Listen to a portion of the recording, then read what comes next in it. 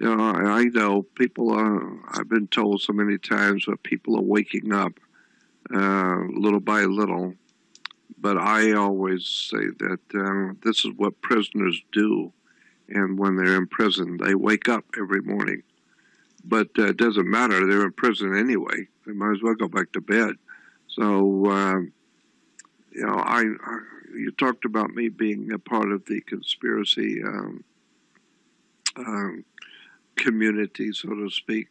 But you know, I've had people say I was started what they call the truth movement, because I've been talking about the subjects that the truth movement conspiracy people have been, you know, talking about. But I was talking about it back in '59, '60, and '61. As a matter of fact, the day that John Kennedy was President Kennedy was assassinated, that morning I was on my way down to Los Angeles to give a lecture about secret societies and world government and religion. And so, you know, when that happened, I thought, well, there it is. I'm talking about it today, and so I've been doing this for, you know, like you said, since '59, '60, and I don't like the term conspiracy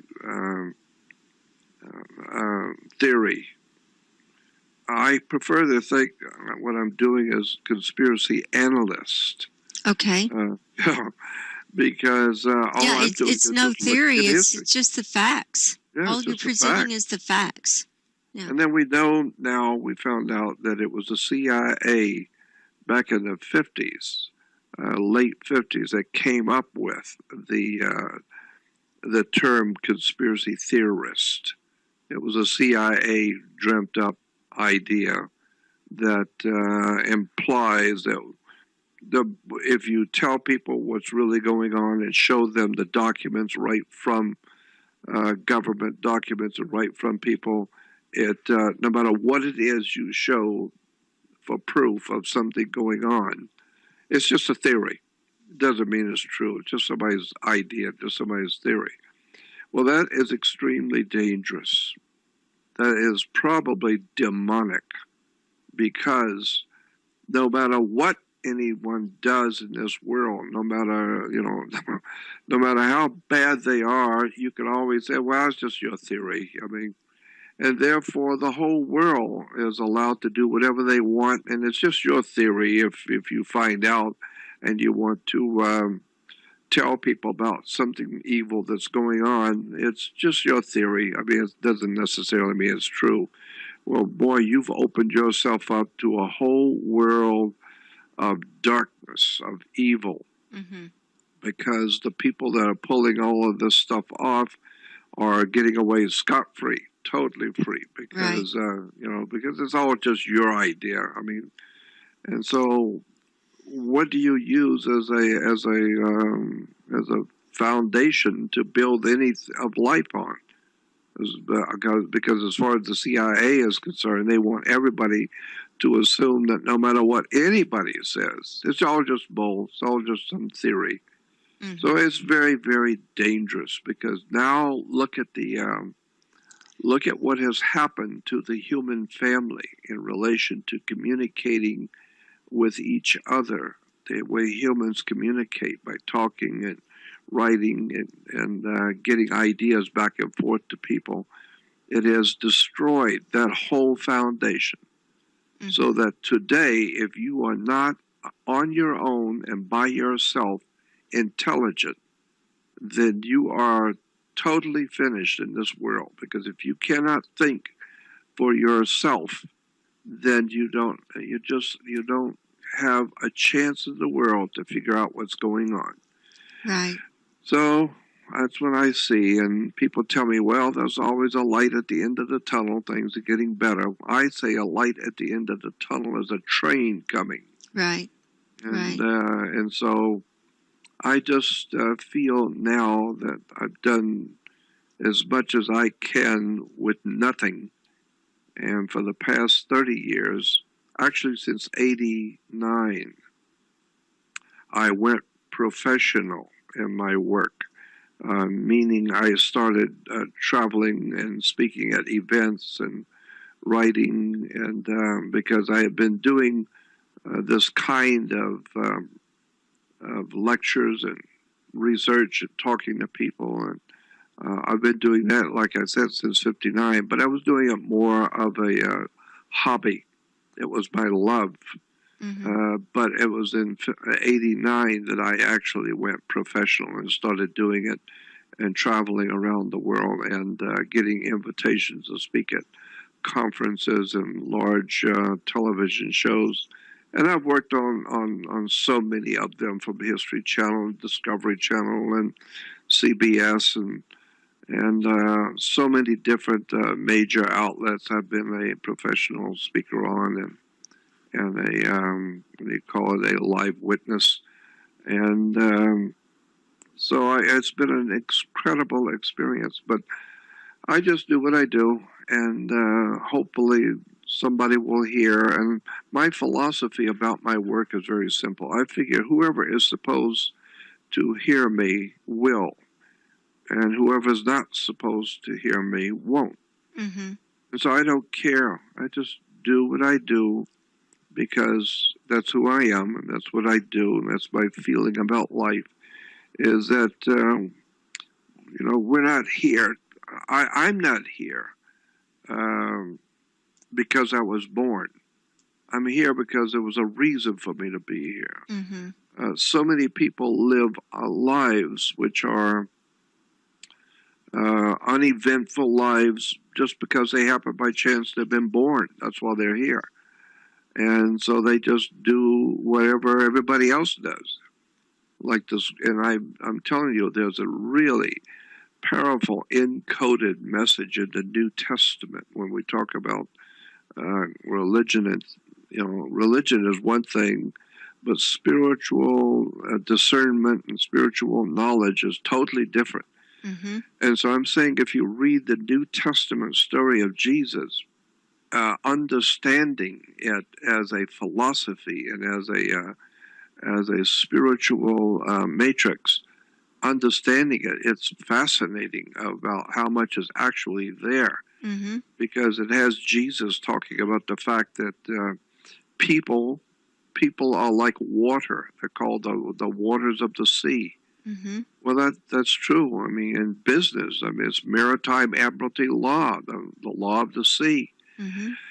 And it says that the people are like the waves of the sea. Well, the waves are going one way, and then they splash and crash against the rock, and then they go backwards. There's an undertow, and they go back out again.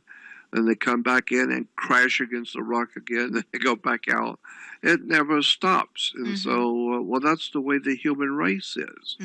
We vote for Republicans and get burned and find out they're criminals. And then you crash against the rock, and then you go back out and think about it, and then you come back and you're a Democrat, and then you find out they're a bunch of criminals, and they crash against the rock. So that's the way the people of the world are. One day they're all for this guy, and then a week or so later they're for somebody else, and back and forth, and nobody knows what's going on. Everybody just goes with the flow. And so I learned that a long time ago as a kid. I just watched adults as a small kid. I just watched adults, the way they think and the way they don't reason. And I just started formulating in myself the idea that I'm cutting myself off. Even as 12, 13 years old, I began thinking, I'm cutting myself off from the flow of the life flow that I live.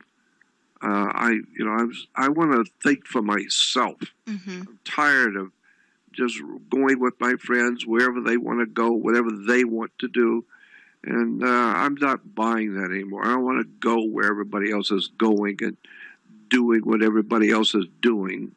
I'm not like everybody else. I'm an individual, and I respect my individuality, and so that's the way I've lived my life. I don't care what people are doing. I couldn't care less what's important to the world today. None of it's important if you understand what's really going on. Right. And in Jordan, you know, most people don't feel that strongly when they're at a young age to have such an identity. So I would say that that has set you apart pretty much all your life. Would you say that? Oh God, yes. There's no doubt about that. And believe me, it's a very, very difficult and it's hard. It's hard. Very difficult. And because you know who you are deep down inside, and that's right. You have that solid feeling inside yourself. I do too. And I was wondering, do you think that the dark side, like, had you targeted from birth, and has people like with the high mission, when they come in, do you think they can recognize that soul energy? No doubt in my mind. No doubt about it whatsoever. And you're targeted every turn in your life. No doubt about it. And you're tested and targeted, and they send people in to screw with you and to mess things up, to lead you off your path. I've experienced that, and I know a lot of other people have too. And it's usually people with the highest missions are the ones that they go after the most. Well, of course, but you can understand that even militarily. Mm-hmm. You know, if you think in wartime, it's not your normal soldier that the spies are after. They're coming in. They're being sent in to go after the big guys. Who know what they're doing. You know, that's where the spies are going. Right. And so there's an old proverb that says, I like the way it's said, you can tell the stature of a man by the size of his enemies. Mm-hmm. And so, you know, if you're continually 24/7 being harassed and threatened and chided and have people belligerently calling you names and trying to destroy your reputation, and there must be a reason. Mm-hmm. Because the people who are brainless, who are criminals, who have nothing of any intrinsic value to give to their fellow man at all, are millionaires. They're big, driving big cars, they're living well, while individuals who have really done something for the human race are usually not just marginalized.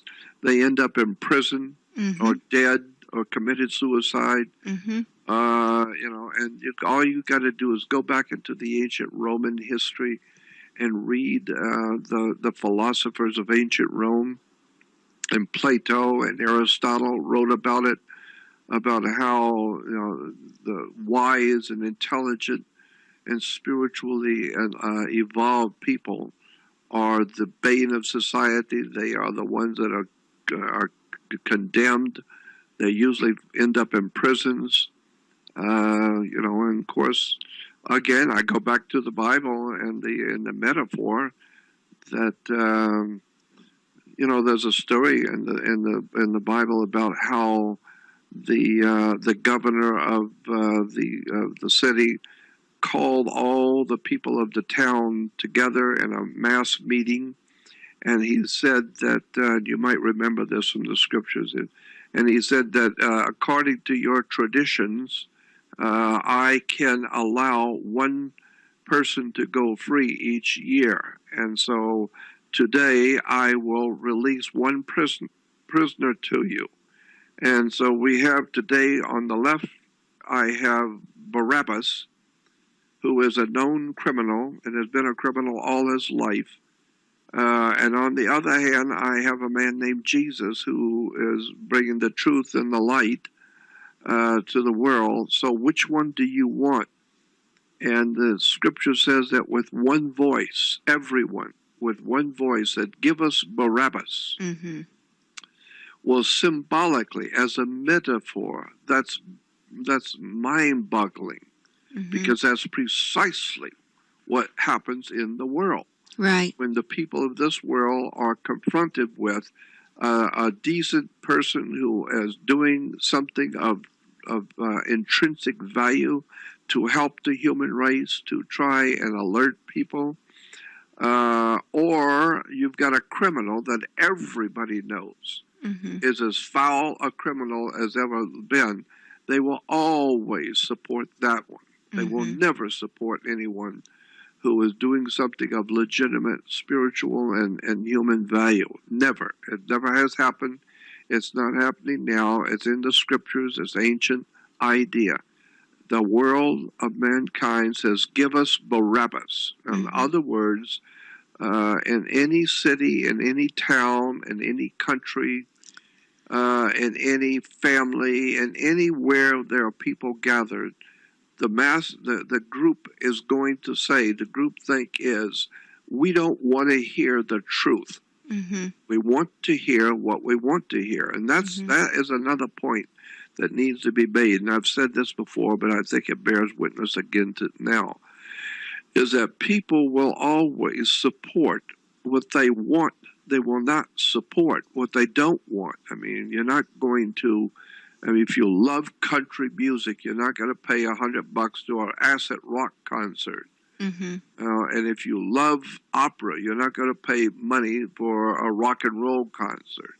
You're not going to go and eat at a restaurant you don't like. You're not going to go to a movie you can't stand. So if you're going to listen to music, you want to listen to what you want to listen to, not what other people like. And so the one thing that history has taught us, if anything, is that generally speaking, not everyone, but generally speaking, the masses of the people of the world, the one thing they don't want and they're not interested in supporting is truth. They're not interested in the truth. They're interested in what they want to hear. This is why you have so many people being conned, like in a classic example in your face is Christian television, where it's just amazing to watch how people buy into something that even an 8-year-old with a normal mind will see as ludicrous on the face of it. But grown adult humans just love it. They pay lots of money so that these charlatans and liars and performers can, buy their $40 million jets and fly around the world and live in enormous mansions. And where are they getting that kind of money? Simple. They just tell people what they want to hear. They tell everybody the Lord loves you, and Jesus is coming back to save you, and the world is just wonderful. Of course it's wonderful when you got a $40 million jet, a 15-room home. And it's wonderful for you. But it's just amazing watching what adult humans will buy into. And I learned a long time ago that what insanity is doing the same thing over and over each day, expecting a different result.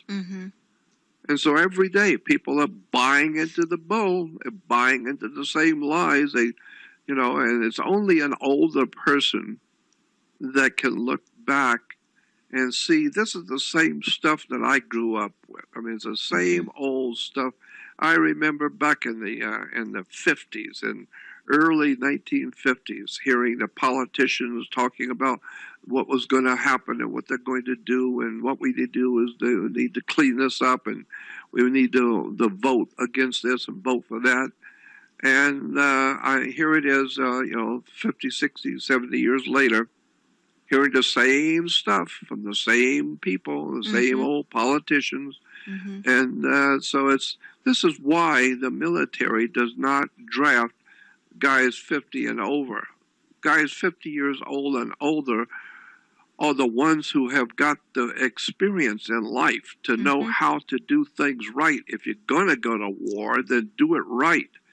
Well, the military is not interested in that. They don't want you to thinking.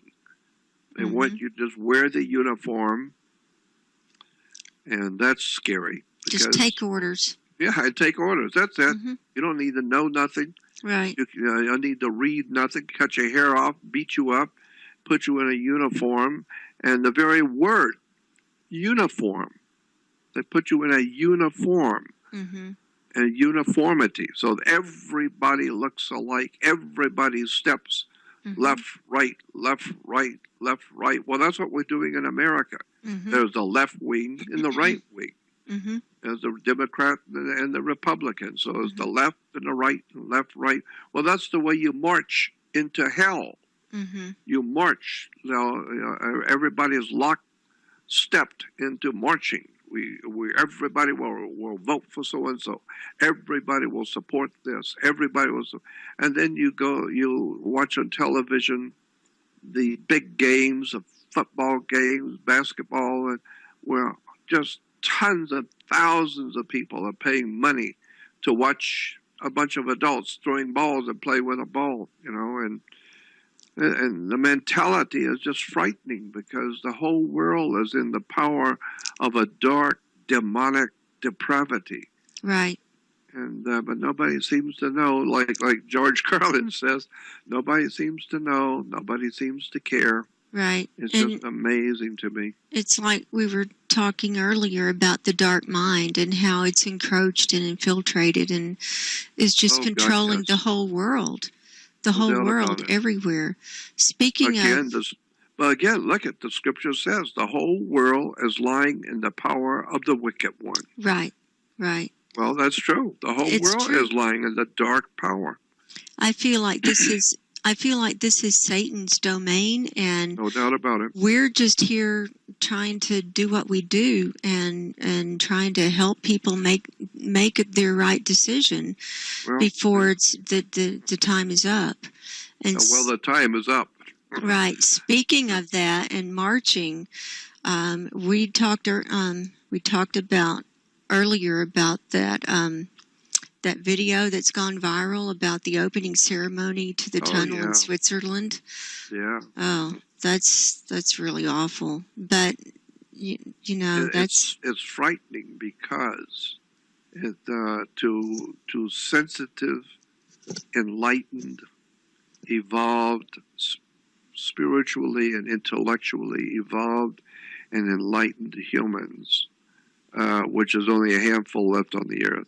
It's frightening, because anyone who is spiritually awake and alive and have their own mind and haven't lost their mind and haven't bought into the system, end quote,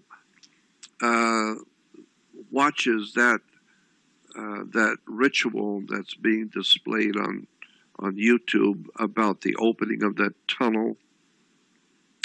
It's truly is frightening, because it tells you that the whole human race, with the exception of the enlightened people, which, as I said, is a very few, but the masses of the world all think alike. They are easily led, and people, the people want to be. That's another problem. This is probably at the bottom of it. Almost all humans, not me, and there are others like me, but almost all humans need and want and require the friendship of all their friends. They want to be accepted, accepted in the class. No child and a kid in a school wants to be laughed at, mocked, and left out of everything. We humans want to be liked, and we want to have family and friends, and we want to be a part of the community and respected.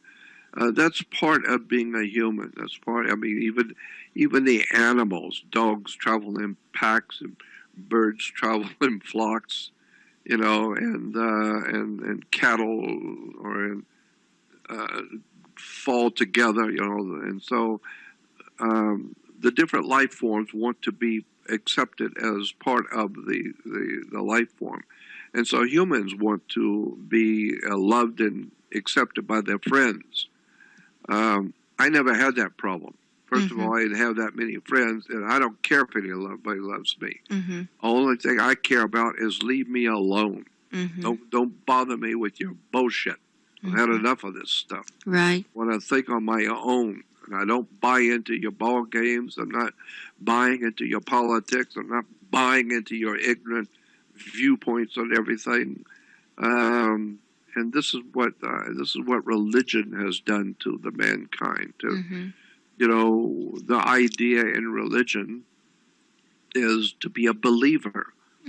Even today, if you go to a Christian church and they don't know you, they will ask you if you're a believer, you know, and how long have you been a believer? And look at that word in relation to Christianity. Look how many books have been written about Christianity, talking about the believer's faith and the faith of the believer. And you know, even as a kid, I would ask adults, why are you putting so much emphasis on believers? Believing implies that you don't know anything. Right, right. But you believe something. Why are you promoting that? Why don't you promote telling people to go to a school and learn how to read and think instead of believing? I mean, I like what Rodney Dangerfield, I think it was, who said one time. He said, belief is that wonderful quality that gives you the ability to believe something that you know is bullshit. Right. And so I thought to myself, that is precisely the truth. And so that's why people, and incidentally, there's another facet to this problem of how humans think. Nobody wants to be on the outside. Nobody wants to be the lone guy by himself standing against the group. Right. Nobody wants that. People want to be accepted in the family, accepted in their classroom, accepted at work. People want to be accepted by their fellow man. It's all part of the clan. It is. It's called hive thinking, like bees. Right. I mean, that's why the Mormons have their major symbol for the Mormon church is a beehive. And that's why ABC and Disney makes a movie called Ants. And if you watch the movie series called Ants, and it talks about the hive and the hive mentality, and all the ants will follow whatever the queen says. All the ants will follow and do whatever they're supposed to do. They don't think, they don't read, they don't question. Just watch an ant colony. Nobody's reading, nobody's thinking, nobody's researching anything. Everybody is born to do what they do, period. And you do it to the day you die. And when an ant dies, you know, who cares? Who knows? My God, there's millions of them, and they all do the same thing, and nobody knows where they came from. Nobody knows where they're going when they leave here. All they know is what they got to do, and all that is, all they got to do is whatever everybody else is doing. That's what they got to do. Right. So me, I just understood. I've always felt about myself, I wasn't born to be here. I mean, I don't know where I've come from or where I'm going at all. But at least I'm honest enough to say that. But one thing I do know is that I'm not buying into anybody else's paralysis. I'm not buying into it. Right. You know, I was thinking the most horrible, and especially for somebody who has really all their life studied all kinds of, from science to philosophy to religion to government to commerce to all the occult sciences, and just had an insatiable appetite to learn. But I was thinking to myself, and I've thought this often, what would you feel like if you were like 85, 90 years old, and you were in a rest home, and you were not only in a rest home, but you're sitting there by yourself, and all of your friends are gone, all the people that you listened to and that you tried to follow and emulate and be like them and be a part of what they were doing, and they're all gone, and you sitting here at 85, 90 years old, and never, ever even suspecting all of the profound, awesome, incredible world of science and technology and physics and astronomy and all of the ancient sciences and philosophies of the world, all of the greatness that mankind is capable of, and you did nothing. Mm-hmm. All you did was drink your beer and go to the ball game and listen to your friends and voted for this goofball and voted for that criminal. And all your life you've been ripped off, lied to, deceived, and now at 90 years old you sit there and you never ever knew anything of any intrinsic value at all. And I think, my God, what a horrible realization that would be, to wake up and know that you wasted your whole life and listening to other people, listening to what they thought. So, it's a real, it's like a real emptiness. Oh God, yes. And you can see it. I used to work in nursing homes, and you can see it in the people's eyes. They're hopeless and have, of course they're old. They're old and sick, but a lot of times it's in the mind. It all started in the mind because their minds were blank to begin with. That's exactly right.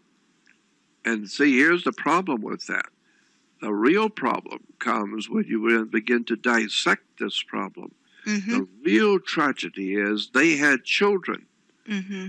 and they didn't, and they themselves were ignorant, ill-informed, unread, and downright stupid, and they had children, mm-hmm. and they could not impart to their children anything of any intrinsic value because they don't know anything. Mm-hmm. All they know is what their grandparents taught them. Right. And so then those children grow up to be modern-day citizens, and they have children, and they don't know anything, and those children have no idea what's going on until finally, one day, we've got billions and billions of people on the earth who collectively have got an IQ of 40. Yeah. And nobody, and when everybody is thinking the same thing, that tells me nobody's thinking at all. Right. And then you see the leaders, the political and religious leaders, the people who lead at work, the people who are the teachers' pets at school. They're always self-centered, egotistical, self-righteous, arrogant, and usually psychotic, mm-hmm. and end up being criminals. Well, that's the history of the human race. Well, it's almost like it's two different races. They look human, but one's human and one is, has no human qualities. Yeah, human, but they're androids. Well, beyond that, they're evil ones too. Oh God, yes. Yeah. So we have George Lucas was trying to tell you something in his movie Star Wars. Oh yeah. And that little gold robot running around, and mm-hmm. all he could say was Master Luke. Oh yeah, Master Luke. Right. Master Luke. What George Lucas was telling you is that that's the way life is today. That's mm-hmm. It's a Star Wars, mm-hmm. implying there's a war in heaven. Right. It's a Star Wars, mm-hmm. and it's a war between little droids running around. Master Luke this and Master Luke said do that, and then the little gold man. That's maritime admiralty law, mm-hmm. gold and silver and maritime law, mm-hmm. and then of course the little gold man running around saying Master Luke mm-hmm. is also accompanied by a computer. Right. R2D2. That's it. And the gold man was C3PO, C3PO. Yeah, but that tells you something. Yeah. And if you remember many, many years ago, what was the name of that movie, that German pro-Nazi German guy made back in the 20s, late 20s, in Germany, called, I can't remember it, but it was about a mad scientist who created a woman. What was the name of that movie? Metropolitus or something like that. Oh, Metropolis. Metropolis. Oh yeah, I've seen that. It's very spooky. Very. And the machine is running everything, and everything's right. in the big city that's behind the wall, and What nobody is that knows telling anything. you? Oh, yeah, What is that was, telling you? yeah, I found that. Yeah, that But you was see, if crazy. you understand what happened in the 1870s and in Europe, and if you're not, if you don't learn from history, you're bound to repeat it. Mm-hmm. But if you, like I have spent my life reading and studying history and how the world has evolved, and if you look at what happened in the 1870s and what that caused in the 1890s, and with the crossing into the year, into 2000, you can see what that's why that old saying is, if you don't learn from history, you're bound to repeat it. Mm-hmm. And so today we now have, instead of the woman was an artificial human that was created by her masters to serve them. And then George Lucas with the little man in gold running around. He's golden, Mm-hmm. and he's running around. That goes back to Rumpelstiltskin, going back to into the ancient world, the metaphysical stories, children's stories like Rumpelstiltskin, who was the banker who was able to take straw and turn it into gold. My God, I mean, it's just frightening when I hear these old stories that are actually, to me, frightening. They're scary. Mm-hmm. Because that's exactly how banks work today. Right. Is they weave straw into gold. Right. And your name in all capital letters is referred to as a straw man. Mm-hmm. And straw man is the base of maritime admiralty banking law. Mm-hmm. And so, I just look at all these old nursery rhymes like Snow White and the Seven Dwarfs, and you find out that in the book of Isaiah in the Bible, that Isaiah the prophet says that there will come a time when Israel, her sins will be wiped out, and she will be white as snow. And then in the New Testament talks about the Israel being white as snow. And then, of course, in the New Testament, you have the seven in the book of Revelation. Israel, white as snow, has seven congregations. They're referred to in the Bible, in the book of Revelation, as the seven congregations of Asia. Mm-hmm. And the seven congregations are followers of Israel, snow white, or white snow. And each one has a personality according to the Bible and according to Revelation. Each one of these congregations in ancient Asia and Europe had a personality. One was grumpy and never got along with anybody. One was ignorant and never listened. One was lazy, knew what to do but didn't. And so they're called the seven congregations of Asia. Well, that gives us the old children's story about Snow White and the Seven Dwarfs. Mm-hmm. And I could go on for hours. A book's been written about this stuff years ago, about all the nursery rhymes. Mm-hmm. And all of the teachings that we get as a children, as a child, all the stuff we learn in school, is all based on ancient stories that came out of ancient Greece, ancient Rome, our religions, our philosophies, our political. Mm-hmm. My Lord, I mean, sometimes I think to myself, why in the world did I begin to be curious about the world and do the kind of stuff I've done? Because today it's so overwhelmingly obvious. Mm-hmm. Everywhere I turn, it's Mm-hmm. obvious. Yeah. The world is ignorant, ill-informed, unread, dim-witted. My God, how people are deceived. Right. Let's talk about a little bit more about the deception. And we talked in one of our conversations earlier about this being the end times, and not the final days. You were saying it's the final hours. That's right. And what is? And to my way of viewing things, and I've been looking at this subject for 55 years professionally. I've been looking at this subject matter of where the world is, how we got here, and where it's going. I was talking about back in 1959, some 55 years ago, and people today that belittle my work and my name, and are saying that I have no idea what I'm talking about, a babbling old man talking about something.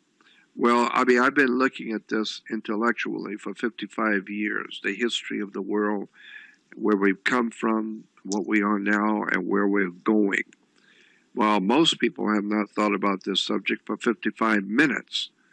And I'm telling you, there's all the ancient holy writings of the world, from the Hindu to the Egyptian, the ancient Greek philosophers to the Romans, to theology, religion. My God, there's a subject. That's my most favorite subject, is religion. Mm-hmm. Because I've looked at it for 55 years, and all the words and the terms and the ideas and concepts in religion are fascinating. Mm-hmm. When you begin to see where they've really come from. Mm-hmm. But there's as I said, all the ancient writings of the world talked about the end times, the last days, the end of time, the end of civilization. Even the Bible in the book of Revelation talks about the last and final days of the world. Well, first of all, when Jesus said, "I am with you to the end of the world," that is a mistranslation of a word in Greek. World is a mistranslation. I think it's in Matthew 24:14, where he says, where Jesus says, "Go forth, to go forth and make disciples, and follow the scriptures until the end comes, and I will be with you to the end of the world." That's in Matthew 24:14. Well, that's a mistranslation. That's not what it says, like so many other times in the Bible. Mm-hmm. It's a mistranslation, because the word world that's translated world is not world. It's a Greek word, aeon. Mm-hmm. A-E-O-N, or E-O-N, eon. Mm-hmm. So, eon is an age. It's a particular length of time. Mm-hmm. And in the biblical understanding, the eon or aeon, where Jesus said, "I will be with you to the end of the aeon," mm-hmm. meaning I will be with you to the end of this particular time period that mm-hmm. we're dealing with. Because, mm-hmm. The earth's been here for billions of years, but in particular in relation to you and the world you live in now, symbolically, Jesus, the truth and the light, he says, "I am the truth and the light." Mm-hmm. Well, the truth and the light is saying to you, in your time, for your world, in the world that you live in today, the truth and the light says, "I will be with you mm-hmm. to the end of the aeon," mm-hmm. which means the truth will always be here. It's just, unfortunately, you don't know what it is, but mm-hmm. at least it's always been here, and it'll always be here, except for you, because you don't know what you're doing. Mm-hmm. But the word aeon simply means a period of time, a dispensation, and that's, my God, we got that in life. You go to work from 9 and get off at 5. You don't have to work there forever. There's a period of time. You start, and then through a period of time when you end. Mm-hmm. Well, the ancient Aztecs, the Mayans, the Toltecs, the Egyptians, and God knows everybody else, as far back as the ancient Hindus and the Sumerians, talked about a time when God created something and then when he destroyed it. And, Rome Rome comes up one day out of nowhere, and then Rome goes down the next day in another place. Mm-hmm. So things come and go. It's ebb and flow. It's the tides of the world. the tides of the world. The water comes in, the tide goes out. This stuff never stops, and it's the same old stuff. Mm-hmm. And history repeats itself. So we're repeating ourselves again. Right now, the United States and the world, but I talk about America first because that's where I live. And second of all, America is the most powerful nation in the world, even though it's totally now gone off the deep end. But it's the most powerful nation in the world. Mm-hmm. And so it's leading the whole world into what Christians have been talking about for years is the end times. Mm-hmm. Well, if we're in the end times, we are really in it now. It's not the end, like Billy Graham used to be famous for saying, well, if we don't change, this is going to happen, and we need to change our thinking. And if we don't change, this is what's going to happen. Mm-hmm. And I used to think to myself, Billy Graham is a bullshitter. Mm-hmm. Telling people, well, if we don't change, people have never changed. Mm-hmm. When did the people of the Grecian Empire under Alexander change? Mm-hmm. When did the human race in Europe under the Caesars of Rome change? When has any nation of peoples on the earth ever changed? Mm-hmm. No one has ever changed. People just do what they've always done, which is self-destruct, ignorance, drunkenness, alcoholism, drug addiction, wars, entertainment, sex, drugs, rock and roll, music, stupidity, ignorance. Nobody changes. It's just a continual flowing back and forth of humanity, bouncing against the rocks, doing the best they can because they're ignorant, ill-informed, unread, and downright stupid.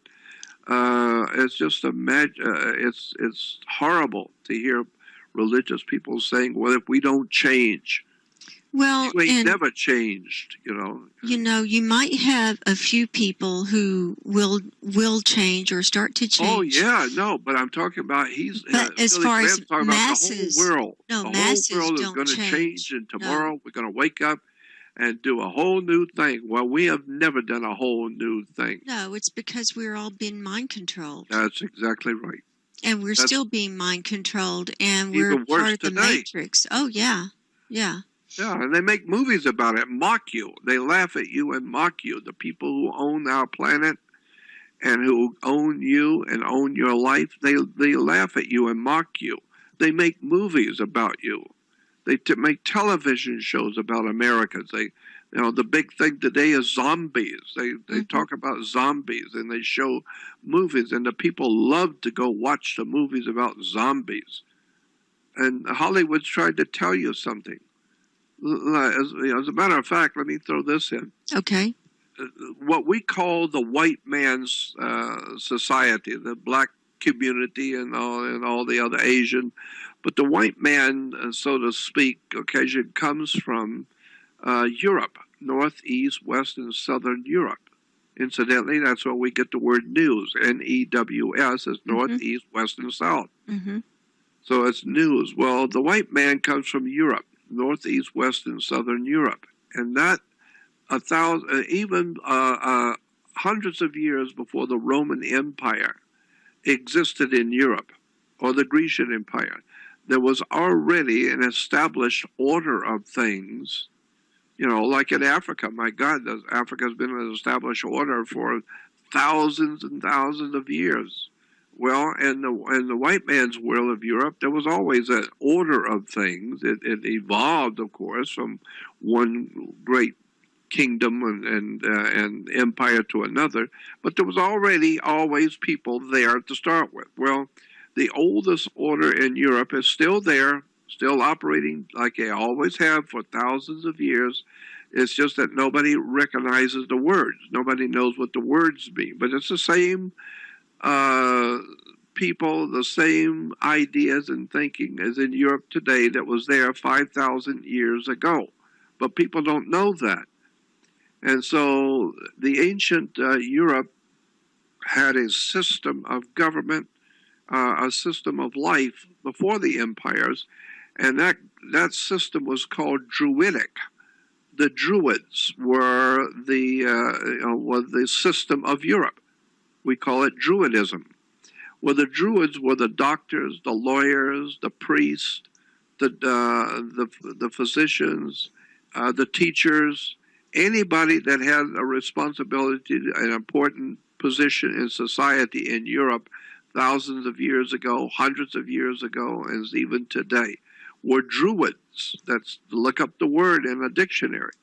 Well, one of the most important symbols in Druidism, in the religion and philosophy of Druids, was a magic wand.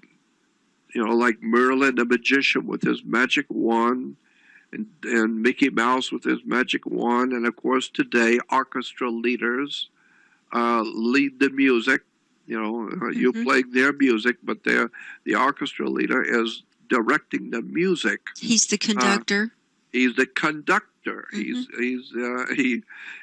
How is he conducting the music? With his magic wand. Right. Okay. Well, magic wands were always made out of the wood of holly tree. It's made out of holly wood. And when you see how Hollywood is still waving their magic wand, making billions of dollars, and orchestrating how the world thinks. And so if they want you to be a communist, they will put out a lot of communist movies, Marxist-Leninist communist movies. They don't tell you that's what they are. And as long as you've never went to school and never read anything about Marxist communism or Marxist-Leninism, if you don't know anything about that subject, well, then you'd never know that the great movie star that you love and the movies he makes is Marxist-Leninist communism. But if you don't know, how are you supposed to know? You're ignorant like everybody else. You don't know.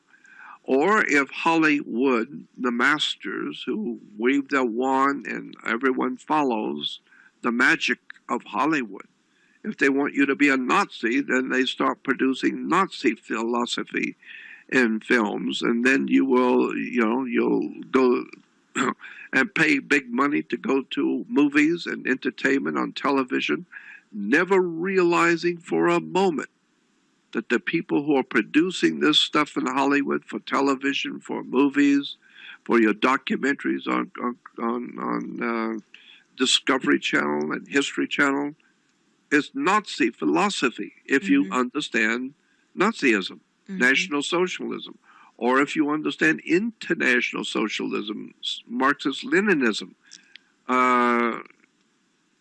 If you are well-informed and intelligent, you see this, what is called propaganda, everywhere. And knowing, as I do, that 95% of the human race collectively does not realize how the world works.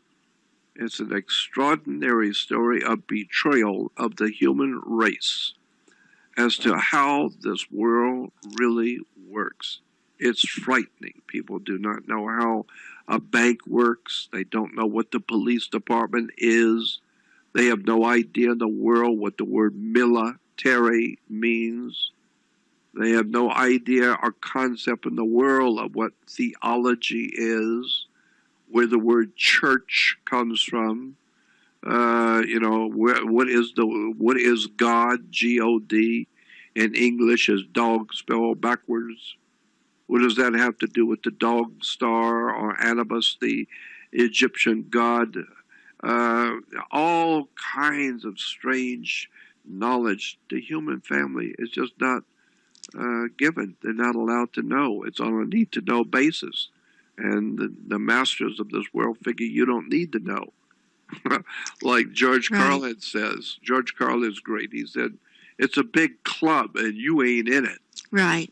And once you understand that the masters who own this world, they own the property you live on.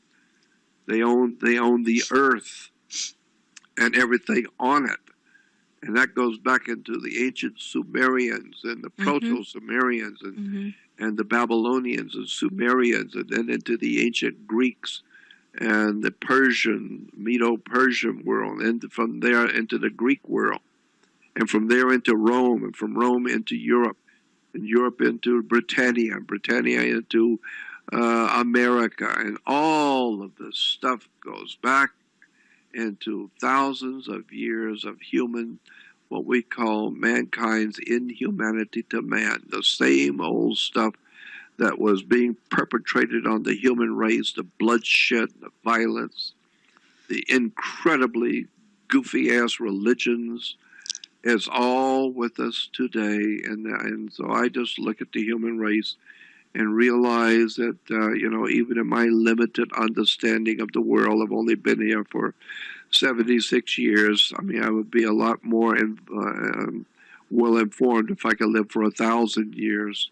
But I know where the Bible comes from. I know who wrote the scriptures of the ancient. I know where all of these ancient concepts and ideas have come from, and where our country came from, and what America is, and why it's called America. People think it's called America from some Italian Amerigo Vespucci, or whatever his name was, supposedly found in America. No, the word America comes from a constellation of stars. There's a constellation, not one of the 12 major constellations, but there's about 96 actual constellations, but they're all little ones. But not the 12 major constellations at our equator. But no, there's like 96 or more little constellations, and one of them is over North America in July, early July. There's a small, tiny little set of stars called Merica, M-E-R-I-C-A, America, and that constellation is over us, over the northern hemisphere, where we can see it in July. So America was founded in July, July 4th, and why in 1776? Well, there's a reason why they had to have a revolution in 1776. Very simple. Because in the ancient Phoenician, Canaanite, or what we call the Jewish system of thinking thousands of years ago in ancient Middle East, they had a science called numerology, the study and the science of numbers. And according to the ancient world, this goes all the way back into Hindus and Egyptians and the ancient Hittites and all the ancient peoples of the world, realized that the world is made up of numbers. I mean, Einstein tried to explain that to us. And so in numerology, 8, the number 8, was always understood to be a number called the new beginnings. Everything starts on 8, and life starts over at 8. Everything starts over at 8. So from 1 to 7, you're building up to something. Then 8, it starts it all over again. So therefore, you got 7 days of the week, and the 8th day starts on Sunday again. So you're going to go another 7, and then that's the end of that week. Then you begin the new week on the 8th day. And so 8 is the number of new beginnings. It starts every time, starts on 8. Well, if you lay an 8 down on its side, it becomes a symbol for infinity. Mm-hmm.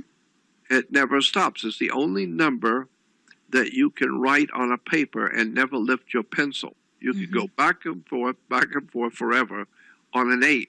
Infinity. Right. So therefore, everything new starts on 8. Well, also, in the ancient world, as far back as we could go, it was always understood numerically that 13 was a perfect number for government. Everything, if you go back into the Sumerian Hittites and the Persians, and like I said, the Egyptians and Hindu, almost all the ancient cultures talked about the number 13 was a perfect number for government. Why even in Christianity? We have Jesus is one man, he's the king, and then there are 12 apostles. So Jesus and his chosen 12 are the basis for Christian civilization. So, the 12 plus the master is 13. And so we have something called Christianity on the world Christian civilization. And so 13 is a perfect government. Jesus and his chosen 12. Well, 1776, according to ancient Masonic philosophy in Europe, all the ancient secret societies of Europe realized that if you're going to start the world over again, you need to do it in 1776. Because 1 and 7 is 8, and 7 and 6 is 13. So you've got a new beginnings, a new world order being founded in 1776 under the constellation of America, which is America. And because the founding fathers were incredibly wise and well-read and highly intelligent, they were a lot of things, but stupid wasn't one of them. They knew what they were doing. The people who founded this America, they knew exactly what they were doing. And they laid it out in relation to Atlantis, the ancient Greek lore about Atlantis. And they referred to America in the writings of the founding fathers. They referred to the founding of this country as the New Atlantis. And they knew exactly when it needed to be founded in 1776 and had to be on July 4th. All of this is known to a small, tiny handful of people who are highly well-read and highly well-informed about the world and how it works. And so what I'm saying is that it's an extraordinary story of betrayal when the human race has no knowledge of any of this. And it's really, really sad to me to see the whole of human civilization moving toward the last and final days of a great empire. And if you look back at what Plato said about Atlantis, that's what's happening to America. We're going the same way the Roman Empire did.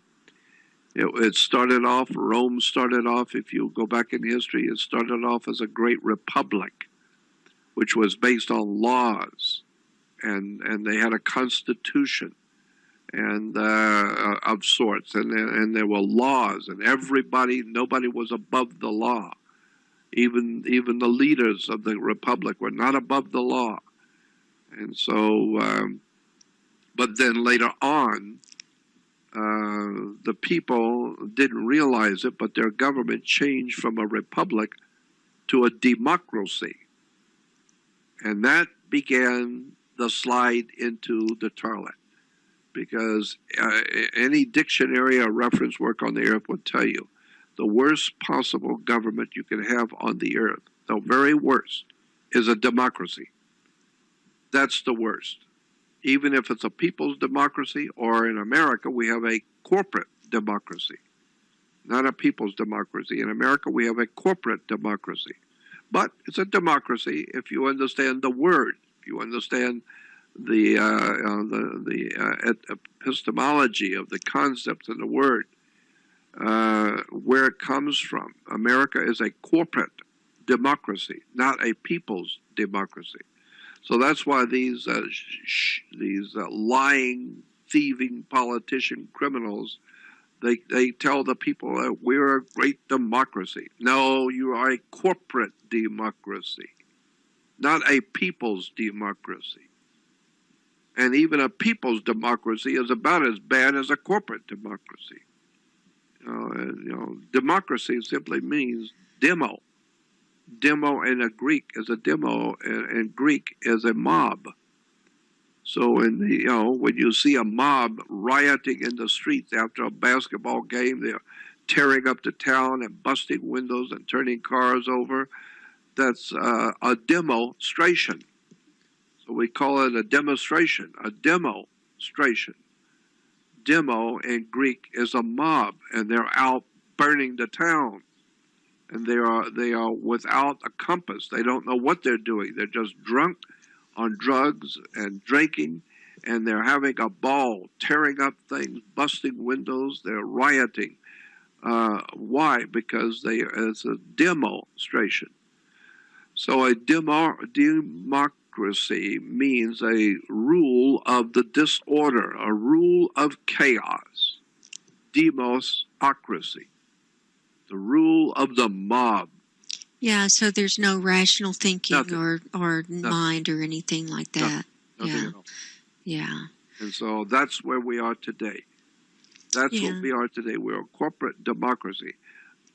98 and 99% of the people in America are we're all in a corporate democracy, whether we like it or not, because the true Americanism is lost many years back in 1871. We became a democracy, if you go back into history. But, so that's why today, when politicians are running for office, it's like Obama, he talks about those wonderful democracy we're in. This is a Marxist-Leninist, Soviet communist terminology. Go back and get a dictionary or an encyclopedia or Webster's dictionary. Go back and get a book, one of the most important books ever written in this country, by the chief librarian of the Library of Congress, a man named James Billington. James Billington wrote a book. He's written a couple of incredible books and thousands of articles. But today, James Billington is the chief librarian for the Library of Congress. You don't get any better than that as a historian. He's got a whole string of PhDs from England and America. The man is brilliant. And he wrote a book, which is a mind trip to read, called Fire in the Minds of Men. Fire in the Minds of Men by James Billington. Incidentally, you can get it on the web for free. Just go to fireinthemindsformen.pdf and it pops up. Click here and download the whole book instantly for free. In there, he explains, chief librarian for the Library of Congress, the in man. This guy is in, if there's anybody on the inside, this is the man. And he says in his book, brilliantly lays it out how it happened. That many, many years ago, hundreds of years ago, there was the idea developed called communism, Marxist-Leninist communism, in which the French Revolution was being promoted by somebody called, a group called the League of the Just Men, the League of the Just. And not because it was just men, no, from justice. They were called the League of Justice, or Men of Justice, the League of Just Men. And the League of Just Men were a bunch of wealthy aristocrats, wealthy men who conspired together in the dark that no one should know to overthrow the king and the queen of France and overthrow the government and take over the rule of the French people, which at that time dominated Europe. So if they could overthrow France, they could overthrow Europe. And that's what they've done. They were called the League of Just Men. And in the dictionary will tell you, the League of Just Men became later in 1848 known as the League of Communists. So today, the League of Communism is the League of the Just Men of France. And when you begin to see how all of this stuff works, but anyway, in relation to democracy, he talked about how the League of Just Men promoted the idea of a democracy, meaning the rule of the masses. And so the League of Just Men, or the League of the Communists back in and back in the 17, they provided alcohol, drugs, entertainment, pornography, all kinds of disgusting stuff that would degenerate human thinking, to destroy the human society that was built up, where there are laws and regulations and knowledge about morality and good and evil. Well, the League of Just Men, the League of Communists, developed the idea, let's give them drugs, alcohol, pornographic entertainment, and just completely destroy their morals, their ethics, and make sure that in school they don't learn anything more than how to write their name. They don't know anything. They're not educated. They don't, and promote their religions, but especially promote their sports, so that the whole world will be filled with sports and alcohol, drugs, and BS, period. So anyway, I just look at all of this as an old man. I'm 76 years old. I'm a lot of things, but stupid is not one of them. And I realized a long time ago that, the world is hopelessly lost. And the biggest problem we face on the earth today as a human race is education, stupidity, ignorance, ill-informed, unread education is the biggest problem the human race has today. And from that, all the other maladies, all the other sicknesses of human society comes from the lack of education. Right. It's just an incredible story. I don't know. I mean, I go on and on. I could talk for hours, and as you can imagine. And but I'm just very, very disappointed in seeing. I know. My great country of America. For all of its imperfections, for all of its corruptions, like any other human society, but at least this one country, over 200 years ago, was founded on the idea of human freedom, the dignity of the individual person to think for themselves and to be free to think for them. Well, this is the one damn thing that Obama don't want. This is the one damn thing that the federal government of the United States don't want.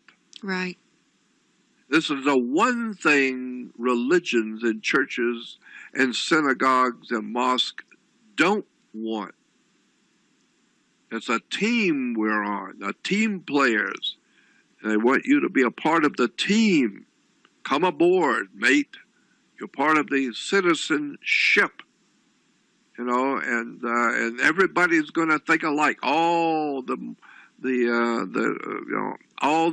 Democrats will think like a Democrat. All the Republicans will be Republican.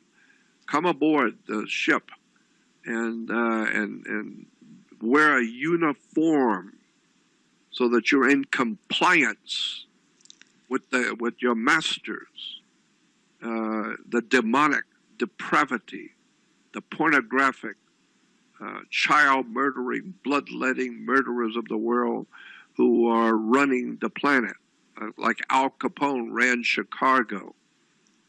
I mean, somebody said a long time ago, all you need for evil to flourish is enough good men doing nothing.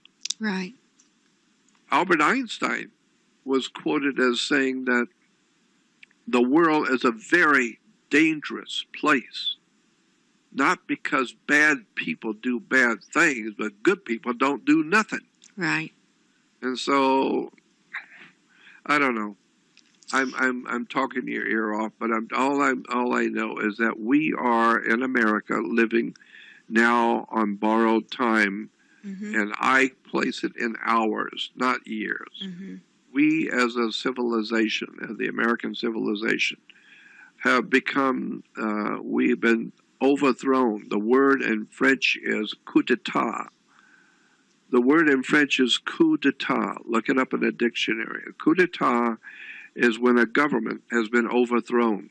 My God, we see that all the time in Central America and South America. My God, all over the world. I mean, presidents come in, governments are voted in, and 6 weeks later there was a big riot and a massive overthrow of the government.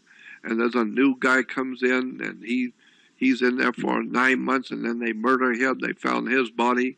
And there's a new government coming in. And CIA is great for that. They form new governments for the world all the time. Right. The whole idea is to divide and conquer. Right. They take an independent nation and then go in and just take it apart. Just take it apart. Exactly. That's right. And then so they can bring in what they call democracy, and then Right. they enslave the people. It's an old tune, but it's been played for many, many years. Yeah. The Nazis did it. The communists are doing it now. The Romans did it. The Greeks did it. The Persians did it. The Babylonians did it. The Sumerians did it. Jordan, what do you think about all of the Islamic influence and how they're, Obama's just letting them come into the country, just free reign? There's a reason for that. As you will probably know, there's always going to be a reason for everything. Mm-hmm. A reason for everything. Everything has a bottom line, and there's a reason. There's a very good reason why the Western civilization, what we call Judeo-Christian civilization, Europe and the Western civilization, English-speaking countries of the world, are being flooded by the mentally retarded, extremely and profoundly ignorant religion. Probably the most ignorant, ill-informed, profoundly anti-human religion. Brutal. They're just brutally against humans. Ignorant, ill-informed, unread. Right. And against women, too. Oh, they're against everything that's of any human value. Right. Except marrying 8-year-old girls. They don't mind that. Right. The grown men don't mind marrying. And in Islam, they have a particular belief system that you can rent a marriage for 24 hours. You have to pay money to the imam. You have to pay money to the religious leader in your town, and something to the parent of the little girl, and you can rent her for the night. To have sex with her. You know that? That's right. No, I didn't know that. Yeah, you can do that. Just to have sex with her. That's of course. Oh my God. It's called a marriage. It's called a temporary marriage. Oh my God. So that the man can interact with the little girl as if she were his wife. And probably the little girl has no say in it. No, the little girl has nothing. She doesn't know anything. She's only 8 years old. Do the parents get money to do that? That's right. Parents get money. That's awful. It's part of the Islamic religion. Oh my God. That a man, if you're an Islamic man, a Muslim, you can rent a little girl. All you got to do is go to your religious leader in the mosque, and you have to pay money, and then and then part of that has to go to the family, and it's called a temporary marriage for 24 hours. You have to bring her back in 24 hours. Well, I don't know, That blows my mind. Yeah, but it's true. It blows my mind. That's awful. It's true. And so that's why you have the Muslims, that want to cover their wives up in black. I mean, it's extraordinary when you begin to look at the insanity, human insanity that goes on in the world of religion. And my God, don't get me started on that. That's a 5-hour dissertation on that. We'll have to have another conversation on that. But, you know, a lot of my friends and I, we're worried about the Muslim infiltration. Well, let me go back and tell you about that. Let me find it. I want to read something to you. It's one paragraph that explains that whole subject. Okay, great. And I just wish I had known that I was going to talk about it, so I would have had it ready. I kind of caught you off guard there. No, that's okay. That's all right. It's just that there's a quote that was written many years ago, back in 1871. Let me find it on the web right now. Okay. It's a quote, and it's called Albert Pike. Let me see. P-I-K, Pike's letter to Mazzini. Okay. Mazzini, Mazzini. Albert Pike, here it is. Albert Pike wrote a letter back in 1871. Albert Pike was a very, very well known in America, in Arkansas, Clinton State, Arkansas. That should tell you something. Mm-hmm. And he was a very well-known man in the esoteric world.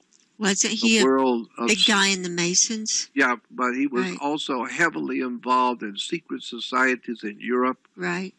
And the mafia, underworld operations, extremely well-connected and well-respected around the world. Not Right. just the criminal societies in America and the West, but no, all around the world, people venerated him as being a master in the world of the occult. Well, an occult simply means hidden.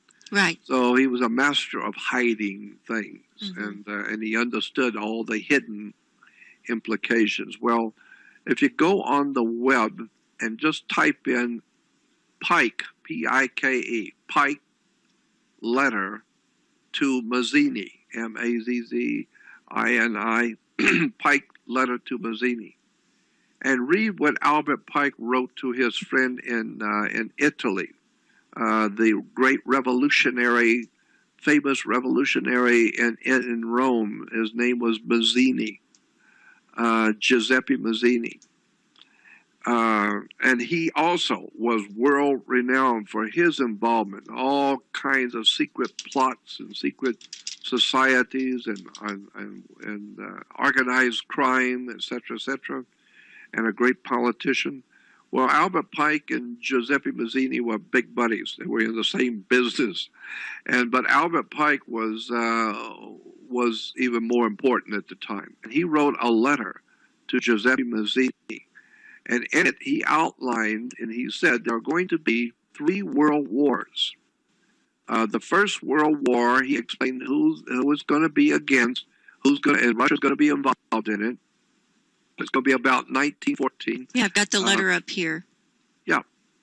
And then he said there's going to be a second World War, and the second World War will be in Germany, and it will be a war in Germany for the domination of the world, the Second World War.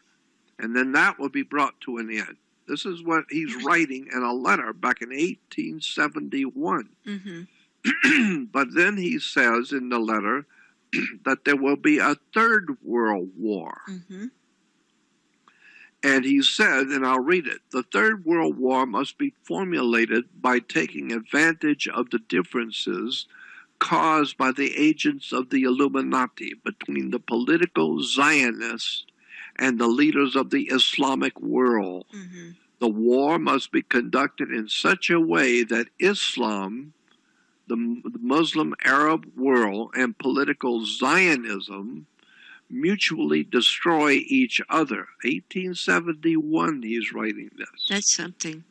Meanwhile, the other nations, once more divided on this issue, will be constrained to fight to the point of complete physical, moral, spiritual, and economic exhaustion. And here's the point. Well, that's what we've been doing because we've been in all these wars and we're exhausted. And that's right. We don't have any money and we're spiritually exhausted. Oh, yeah. Morals, everything. We're just depleted, period. Right. We don't even know that we don't even know we're alive. No, we're done. Then it goes on. He goes on to say in the 1871 letter, this is the big shot in Arkansas. I should tell you something about the Clintons. And he goes on to say, we shall unleash the nihilists and the atheists, and we shall provoke a formidable social cataclysm, which in all its horror will show clearly to the nations of the world the effect of absolute atheism, the origins of savagery, and of the most bloody turmoil.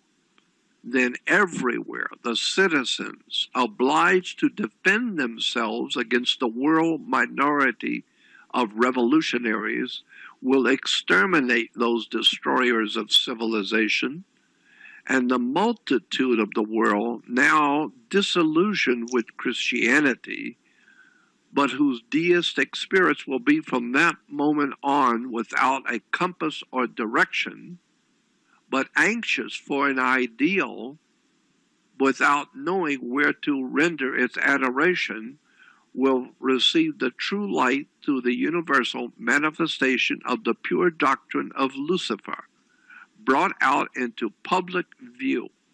This manifestation will result from a general reactionary movement which will follow the destruction of Christianity and atheism, both conquered and exterminated at the same time.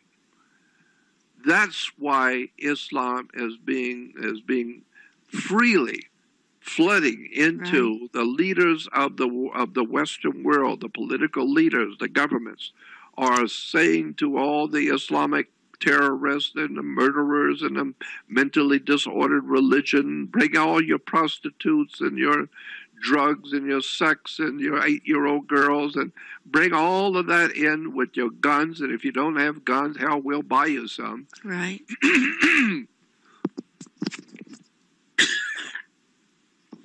And come in, all of you. Right. I don't care how crooked you are, how criminal you are, mentally disordered, on drugs. We don't care. Come on in. Why? Because as far back as 1871, we now know it's part of a world plot, a world system. Part of the satanic plan. They're part of the satanic plan. And here's how it works. It's very simple. The powers that are behind the world throne, the guys at the very, very top, and I'm not talking about Obama and all those people. I'm talking about the masters of this world who you will never know who they are. The guys who run the planet. Excuse me. They have a simple plot and a simple plan. Take the West and the East, the Eastern world and the Western world, and bring them together in an all-out, god-awful, bloody world war. One last and total, final, bloody war to end all bloody wars. And that will be between the Western civilization, Western Judeo-Christian civilization, Canada, America, England, Europe, Australia, New Zealand, as opposed to the Eastern world, the Middle East and Malaysia and the Eastern world. Bring the whole world to a world war. Where what Albert Pike said, the whole world will be in a bloody turmoil, but then the destroyers of civilization will be themselves destroyed. Right. So Islam does not realize, the Islamic people do not realize that they are being allowed into Europe and America and Western Judeo-Christian countries purposely. They're being led here purposely. Behind the scenes, there's a plan. They're being used by Satan. That's exactly right. They're being used. And here's how they're being used. Here's how the Muslims who will think that they are so intelligent, which obviously their religion shows they are not only not intelligent, they're mentally disordered. But they're so mentally disordered and ignorant, they have no idea they're being led to the slaughter. Right. Because, and here's why, they are being led into America and into Europe and into the Western societies purposely to anger the civilization called Judeo-Christian civilization.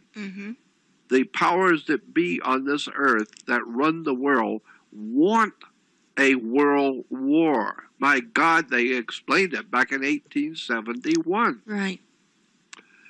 And they want to have a world catastrophe. Why?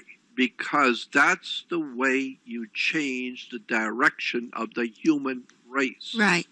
if you want to change the entire human family on the earth going one way, if you want to step in and have the entire earth, the globe of the earth, turned around and going a different way, the best way to do it is with a war. That's the best way to break up any society and start a whole new kind of society, is in a major, major war. Right. Well, that's what Vietnam and the Middle Eastern wars of the Bushes has done to America. We used to be a country of laws and theology and religion, and we were a great nation. Today, we are not only not a great nation, we're not even a country. No. So we don't know what we're doing.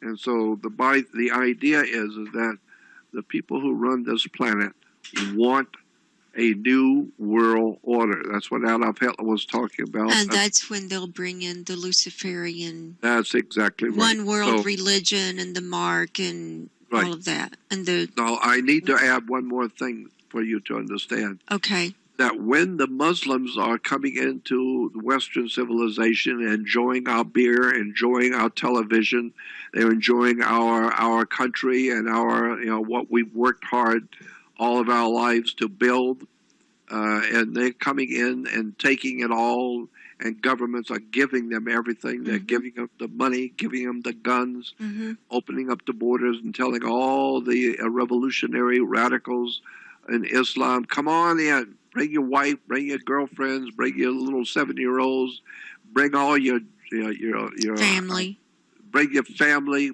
bring all the criminals, the mentally retarded, all of it. Bring it all in. And they all get free everything. That's right. But the reason why is because, come on in. Because what you're doing is you are, when you look at the big heavyweight championship fights in Las Vegas and around the world, the big fights like Muhammad Ali, you don't have those big fights without a fight promoter. You have to have the guys behind the scene who have got the big money. Right. And they put the big money on Muhammad Ali because they know he's good. So they put millions of dollars out to set up a major fight in Las Vegas. It's going to be televised around the earth. And they know that hundreds of millions of people are going to be watching this fight between the two heavyweight champions of the world, the two heavyweight champions, but hundreds of millions of people are going to be paying hundreds of dollars a piece, which amounts to billions of dollars. So they're going to put up $20 million to make $1 billion. And so, but who's going to orchestrate all of this monstrosity of a show? They're called fight promoters. And fight promoters know they don't care which one wins, which side wins, which fighter wins. They are caring about promoting the fight, right? Because that makes money, right? And so the idea is that the war that is being prepared now, that was talked about in 1871, but the war that is being prepared now has been prepared a long time ago. I remember reading about it and hearing about it from my family that were in the military. My uncle was high up in the military when I was a little kid. My mother's sister's husband was in the military, and he was talking about this, how the government was already planning 50 years from today, a major world wars are coming. And that World War II was over, but the big one's coming. But it won't be here for another 50 years because it's going to be the big one. And so the point I want to bring home, the point that you need to keep in mind is the fact that the Muslims are being flooded into Western civilization because the powers that be know that Western civilization is one of the most powerful, bloodletting presence on the earth. There's no war in the world that if America gets into it, you are finished. Right. America is a lot of things, but boy, if you get America into a war, you watch the bloodshed. Right. We don't kill 4 or 5 hundred. No, we drop bombs on atomic bombs. We don't mess around when we go to war. We don't mess around. You want to mess with America? Give it a try. Right. And even politicians today say that America is not the leader of the world morally or spiritually, but you can bet your ass they are militarily. Right. China can rattle swords all they want, and Russia and China can rant and rave all they want, but you better not even act like you're going to do anything. The American military is all over the world. It's the largest single military industrial complex on the earth, and it took down Adolf Hitler. It took down the Soviet Union. It'll take down anything on the earth, period. Right. And so the airhead, goofball, bearded, screwball, mentally disordered Muslims are no match for America's military might. Right. And so the people who run this planet know that. Mm-hmm. They're not worried about the Muslims taking over. They're going to kill them. Hmm. But you got to bait them. You got to bait them into a fight. And so, but you're going to have the rest of the world behind you when you kill them. And you're going to kill them all. But you got to have the rest of the world behind you. So the best way to do that is to provoke the Judeo-Christian world into a world conflagration. Going back to 1871, we shall unleash the nihilists and the atheists and shall provoke a formidable social cataclysm, which in all of its horror will show clearly to the nations the effects of absolute atheism, the origins of slavery, and the most bloody turmoil. But then it goes on to say that everywhere the citizens are obliged to defend themselves against this world minority of mentally deranged goofballs, will exterminate those destroyers of civilization. Oh. So that's the point. Mm-hmm. The powers that be in this world want to destroy civilization, period. Right. Both Western and Eastern civilization. The best way to do that is to get one half of the earth to war with the other half of the earth, like they did in the Civil War in America, mm-hmm. like they're doing in the Civil War in every country of the world today. Get half of the country killing the other half. So get half of the earth to war against the other half of the earth. Get Western civilization coming against Eastern civilization. And the best way to provoke that is to provoke the white man, provoke the European, Judeo, white civilization, provoke it, mm-hmm. push them into a war, and watch what happens. Well, that's how they're pushing us into a war, because the civilization, Western civilization, is up to its throat with this bullshit we call Islam, and all the murder, the violence, and even the ones who are not violent are doing nothing about it. Right. That's something you need to keep in mind. Right. We talk about, oh, well, the great majority of the Islamic people and the Muslims are peace-loving. My point is, how come the great majority of peace-loving, wonderful Muslims ain't said a word? Well, they're afraid to, because, their people will kill them if they speak out against them. It's the same reason why today in the Christian world, Christians, they'll say nothing about the Vatican. Right. And the Vatican's connection to Adolf Hitler and the murder and the Inquisitions of pouring hot lead down the mouth of children and the Inquisitions and cutting the people's heads off and putting torture chambers. Satanism and blood sacrifices of children and everything. That's it. Right. So, but the Christians won't say anything about that. We just go to church and put your money in and keep your mouth shut. Right. Why? Because we know that if we say anything, we're going to get it too. Right. And the Jews are equally as guilty. The Jews will not say anything about Karl Marx, V.I. Lenin, Trotsky, all the revolutionary Jews. who have murdered, rent, and raped and killed Russian Christians, European Christians, blood sacrifices. The Jews are killing people in Israel today, but the Jewish people will say nothing. Mm-hmm. Don't say anything. Why? Well, because you'll be a racist, or you'll be anti-Semitic, or you'll be homophobic, or something. You'll be something. So keep your mouth shut, because your own people will cut your head off. Your own people will kill you. So therefore, it's a fail-safe mechanism. Christianity will go along with anything the Christians do. The church will go, and whatever the church says, that's what Christians will do. Well, whatever the president says, that's what the military will do. Jordan, do you think that this Third World War, do you think this is Armageddon from the Bible? Well, it very well, yeah. They're orchestrating it for that. They're setting up for that, right? Yeah. And then they'll bring in their false antichrist and the whole 9 yards. Yeah, they can do that. And the whole new world order. But the frightening part about it for me, the thing that scares me, is the fact that the human race won't even notice. Oh, they won't know. No, that's why they'll be deceived. They'll be deceived by all of it. That's right. And Jesus said everybody would be deceived.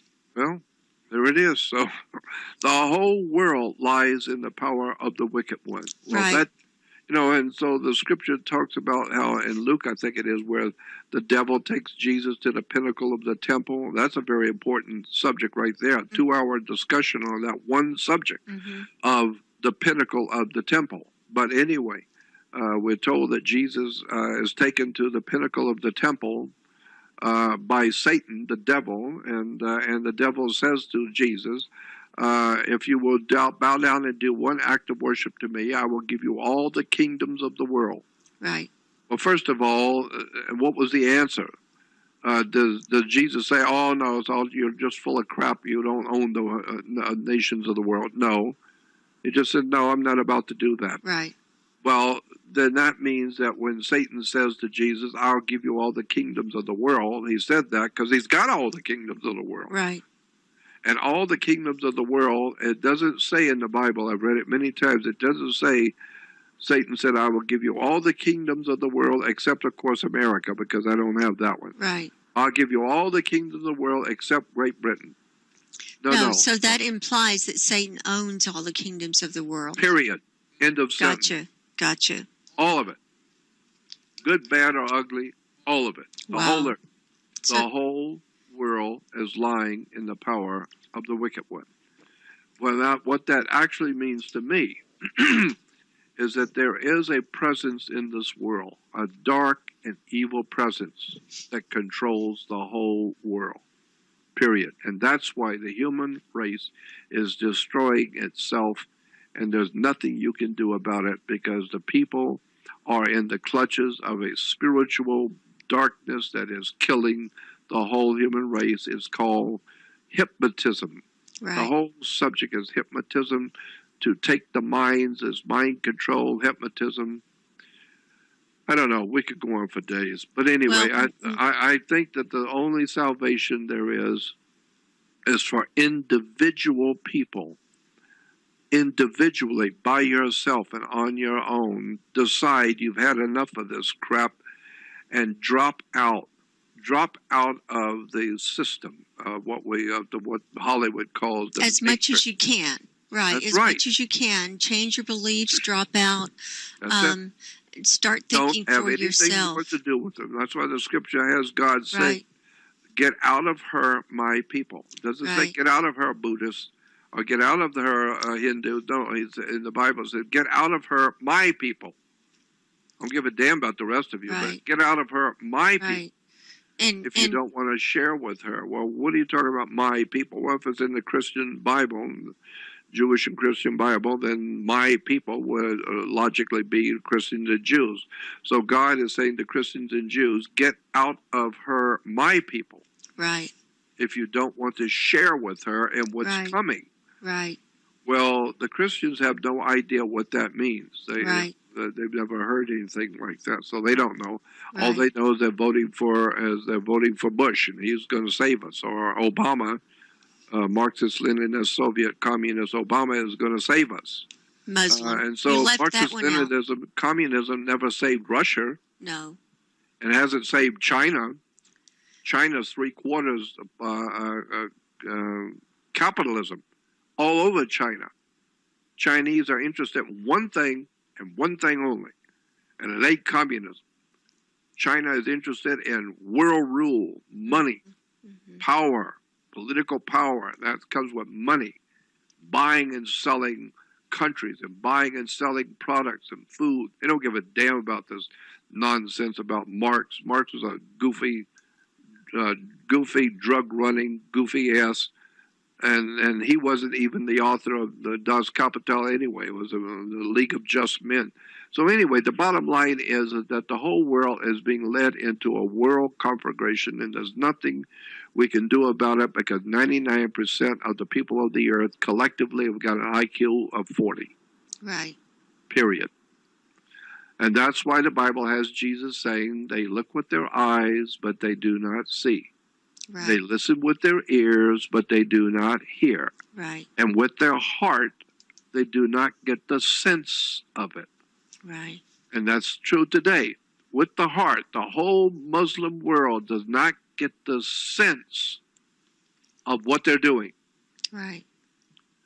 Grown men can rape 7-year-old girls overnight and never get the sense of what they're doing. Right. Because what they're doing is they're destroying the human relationship between humans on the earth. You cannot go about treating women the way the Muslim world treats women, and especially children, without ultimately destroying the human race. Right. Because, well, they're not the only ones. Hell, look at the Catholic Church. It's been murdering and killing, and they have altar boys. They put their boys on an altar, too. They have altar boys. Why? Because it goes back to the Old Testament where Abraham is told by God to kill your son, Isaac. Right. Put him on the altar. Yeah, put him on the altar. He's a boy. Put him on the altar and cut his head off or kill him. Mm-hmm. And so he's an altar boy. Mm-hmm. Anyway, I'm just saying the bottom line on all of this is very simple. People of this world, especially Americans, have no power to change anything. They have no power to change anything. They have no power to help themselves. They have no power to build what is good. They have no power. And the people of America know that. That's why they're on drugs, alcohol, and Dancing with the Stars, because they have no real political say in nothing. And they know it. And the reason why they have no political power and no say in anything is because knowledge is power. Knowledge is power. And if you don't know what's going on, you've never read a book, you have no idea what the words mean, you have no comprehension of how the world really works, then you are not able to change nothing. You don't even know what's going on. So like Dick Gregory said many years ago to a black audience, all this crap about the black revolution and black this, and he said, hell, you don't even have a job. You need to go out and get a job and pay for your children and take care of your family instead of talking about overthrowing the government, because you ain't going to overthrow nothing. You're so damn ignorant and broke, you ain't got nothing. So how are you going to change anything? The only way you can change anything is if you change yourself. Right. The only way to do that is with education and knowledge and wisdom. And you ain't got that. Right. That's the one thing government doesn't want you doing is thinking. They want to put you into a uniform. Make sure that you are uniformity. That you are, you lockstep with everybody else and believe what everybody else believes. Well, it's time for people to shit or get off the pot. I would think so, about now. I mean, we're down to the final hours. minutes. The final minutes. I think so. The final minutes of a great society that's collapsing in front of us because the people are ignorant. The people will go along with anything. Right. They'll believe anything. Millions of people love criminals. Give us Barabbas. Right. And this is a battle for the souls, and of course it is. It's good against evil, and it's going to be, the dark side's going to get a lot of souls during this, and that's what it's all about. They've already got 95%. I know, but this is the final. This is the final, and so people, you gotta start thinking now. You gotta. I know it's hard, but changing the belief system is hard. It's going to be deadly, because now it's going to be deadly if you start thinking too much. Right.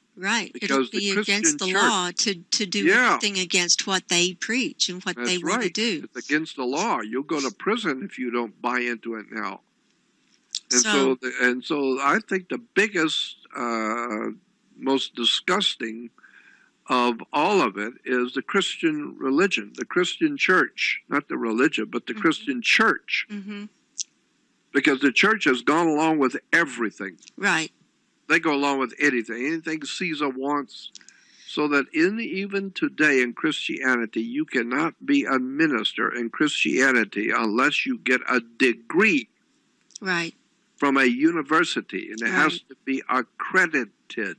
Right. The word accredited means, well, you got to give us credit. Yeah, it's accredited. So Billy Graham University and all of these seminaries are accredited, which means that they have been looked at by the civil authorities.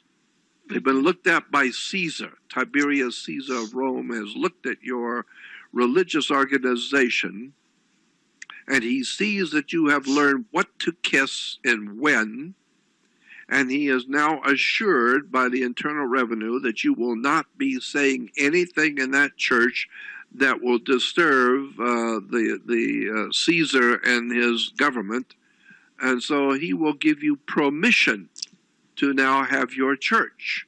So you have to get a degree from the university in order to be a minister. And you think, well, what did the 12 apostles have a degree?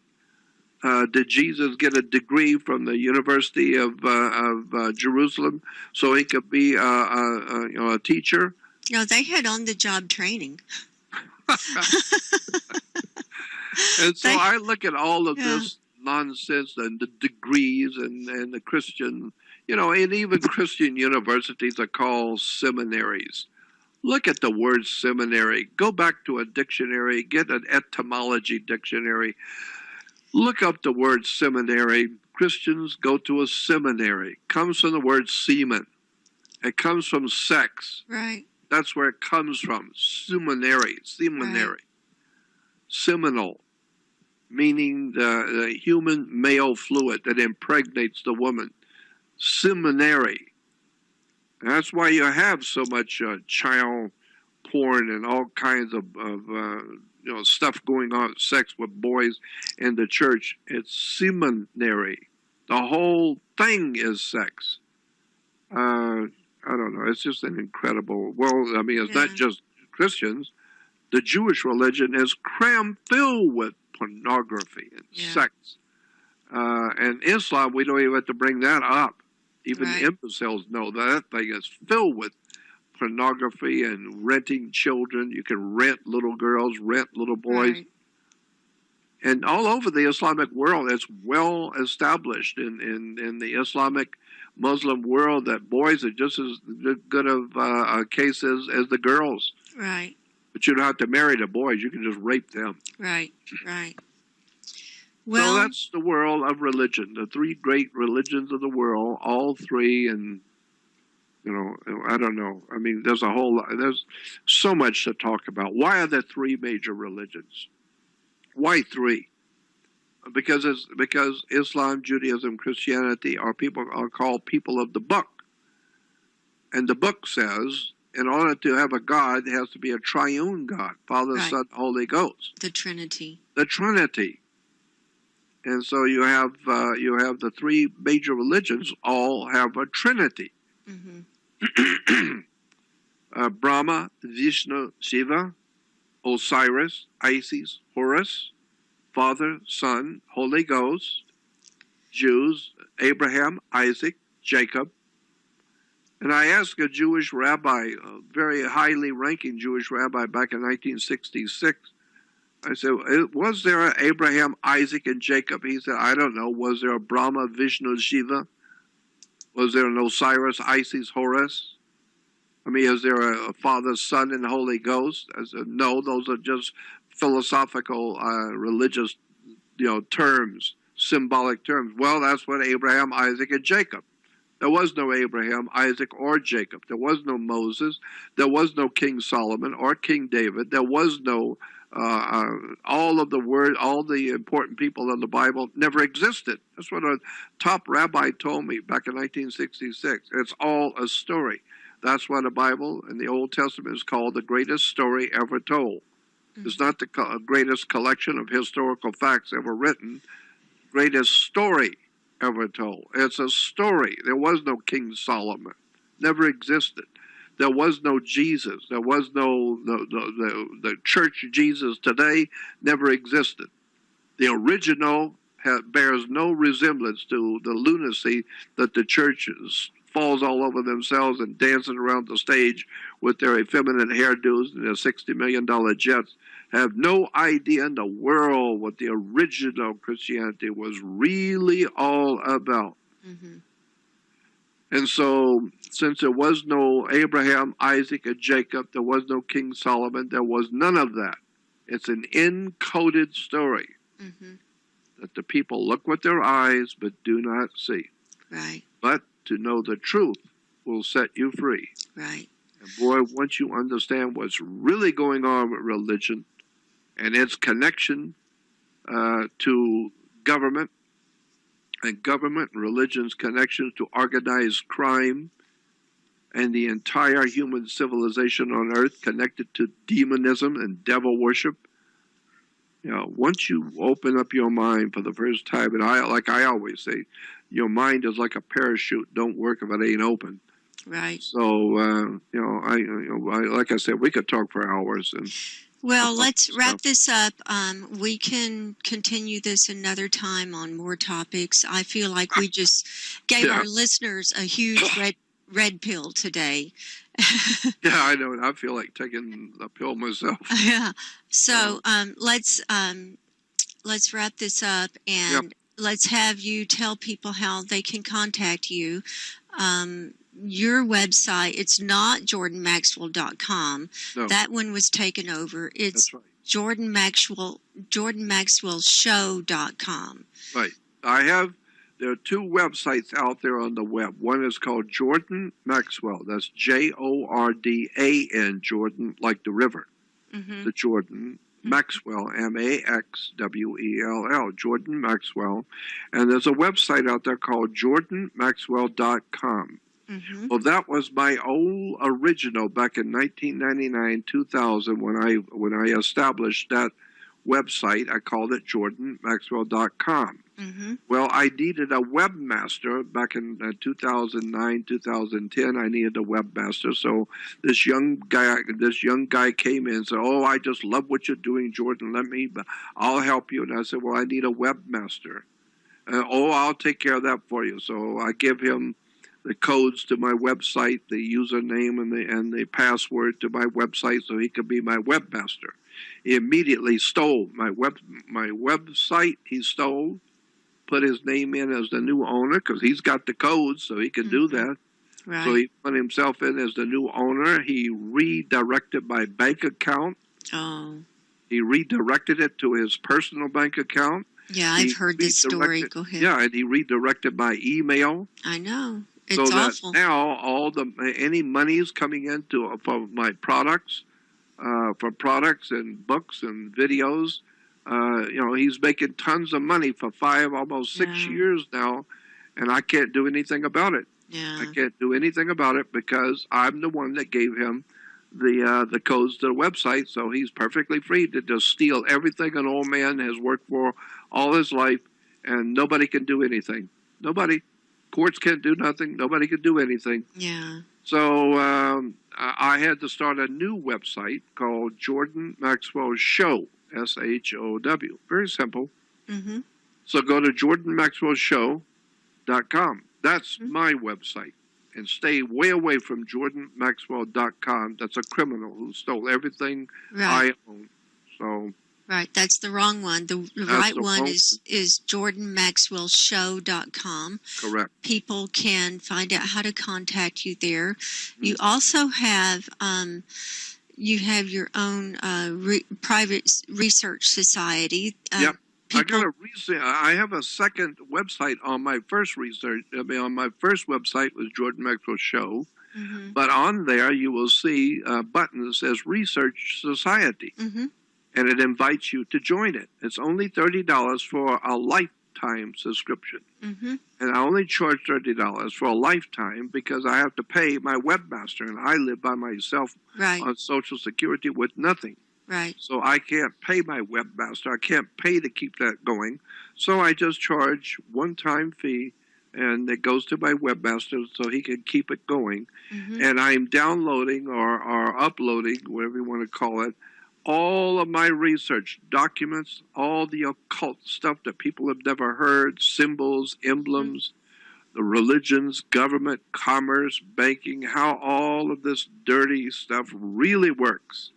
And I'm putting out there a lot of documents, videos, audios, websites, recommendation, free books, free ebooks, all kinds of research on all kinds of subjects.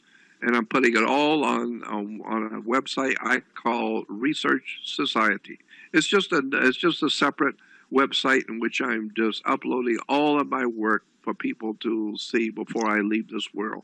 I'm 76 years old. I got a bad heart. I've been very sick, and so I'm not going to be here much longer. But I want people to be able to at least have a resource for all of the really dark stuff going on in the world. And that's Jordán Maxwell Show, and then join the Research Society.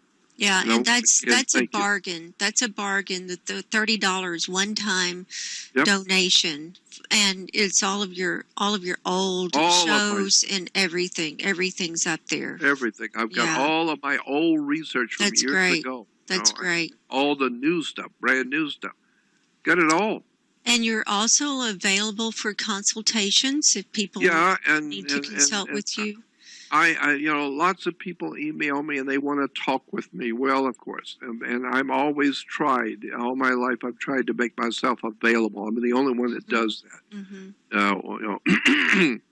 George Lucas doesn't make himself available, and movie stars don't make themselves available. Important people around the world do not make themselves available. But I have always tried to talk to anybody. Anybody wants to call me and come visit me, and I would sit and talk with it. But now at 76 years old and having a heart attack, I'm very old and tired, and I don't have time now. My life is going now, so I don't have time to sit and chit-chat all day long for free. So I just don't have the wherewithal to do it. I love talking to people, but I'm too old and too tired. I've been doing it for 50 years.